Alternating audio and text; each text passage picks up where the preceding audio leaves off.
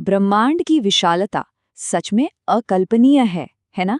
आज के इस दिलचस्प विश्लेषण में हम इसी असीमित ब्रह्मांड को मापने के तरीके को डिकोड करने वाले हैं। जाहिर है, इसे हम अपने रोजमर्रा के किलोमीटर या मील में तो माप नहीं सकते। इसके लिए हमें एक खास ब्रह्मांडीय पैमाने की जरूरत होती है। तो चलिए, बिना देर किए इस अद्भुत वैज्ञानिक सफर पर चलते हैं और समझते हैं कि इस अनंत फैलाव को आखिर नापा कैसे जाता है। सबसे पहला और बड़ा सवाल जो दिमाग में आता है, एक प्रकाश वर्ष या लाइट ईयर आखिर मापता क्या है? अक्सर वर्ष या ईयर शब्द सुनकर ऐसा लगता है जैसे ये समय बताने का कोई तरीका हो, जैसे दिन, महीने या साल। लेकिन यहीं पर एक बहुत बड़ी गलतफहमी हो जाती है। ये समय बिल्कुल नहीं है, और यहीं से विज्ञान का असली जादू शुरू होता है। असल में प्रकाश वर्ष पूरी तरह से दूरी मापने की एक इकाई है।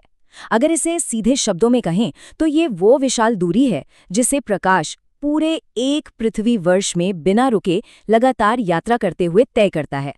अंतरिक्ष की इन अथाह और अनंत दूरियों को बताने का ये सबसे सटीक और सच कहें तो सबसे शानदार वैज्ञानिक तरीका है।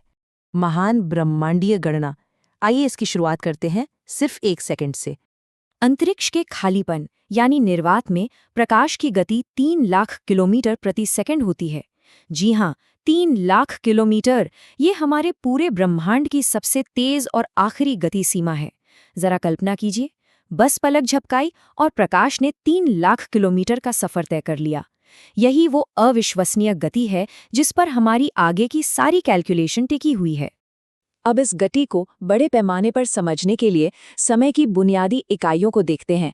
1 मिनट में होते हैं 60 सेकंड, 1 घंटे में 3600 सेकंड, 1 दिन में 86,400 सेकंड, और अगर एक पूरे वर्ष की बात करें तो उसमें होते हैं कुल 3,15,36,000 सेकंड। ये वो सटीक संख्या है जिसे हम प्रकाश की तेज गति से गुणा करने वाले हैं। इन मूल हस्तलिखित खगोलीय नोट्स को देखकर ये और भी साफ हो जाता है। यहाँ कागज पर उसी गणित को बिल्कुल स्पष्ट रूप से दर्शाया गया है। 3,15,36,000 सेकंड को सीधा 3 लाख किलोमीटर से गुणा किया गया है। असली नोट्स पर इस जटिल गणित को इस तरह हल होते देखना वाकई बहुत दिलचस्प है।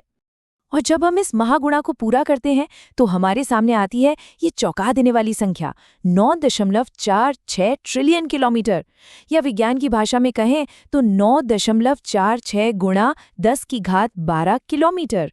यही है एक प्रकाश वर्ष की वास्तविक दूरी। ये नंबर इतना ज्यादा बड़ा है कि इंसानी दिमाग के लिए इसकी पूरी तरह कल्पना करना भी लगभग नामुमकिन है। लेकिन ब्रह्मांड का असली पैमाना बस यही है। केपलर 452b, एक दूरस्थ दुनिया।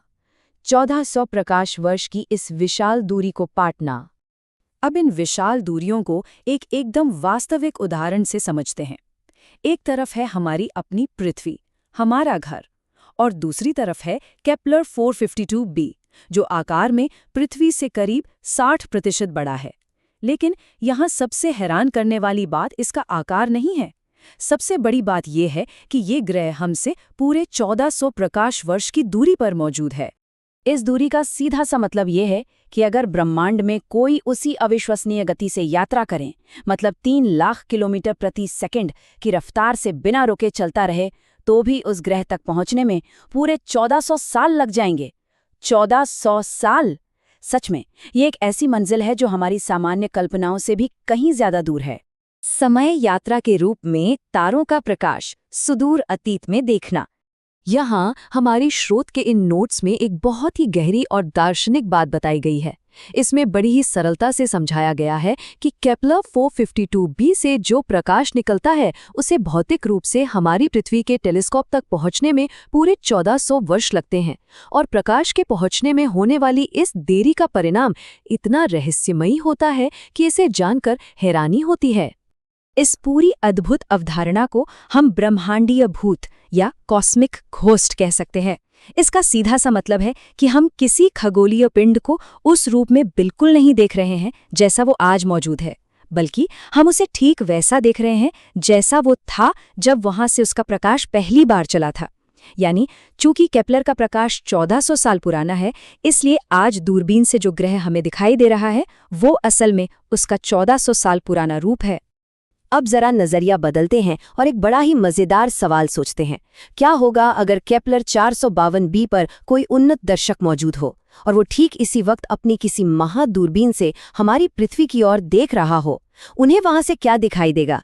ये ब्रह्मांड के काम करने के तरीके पर सोचने के लिए एक बहुत ही शानदार सवाल है। जवाब ये है कि वे हमारी पृथ्वी को आज के रूप में तो बिल्कुल नहीं देख रहे होंगे। इसके बजाय वे पृथ्वी को ठीक वैसा ही देख रहे होंगे जैसी वो 1400 साल पहले थी। इसका सीधा सा मतलब है कि प्रकाश वर्ष सिर्फ दूरी नापने का कोई साधारण पैमाना नहीं है, बल्कि ये हमारे ब्रह्मांड को एक विशाल टाइम मशीन में बदल देता है। अगली बार जब रात के आसमान में तारों को निहारने का मौका मिले तो इस बात पर जरूर गौर करना चाहिए। क्या ऊपर अंतरिक्ष को देखा जा रहा है या फिर समय में पीछे मुड़कर अतीत को?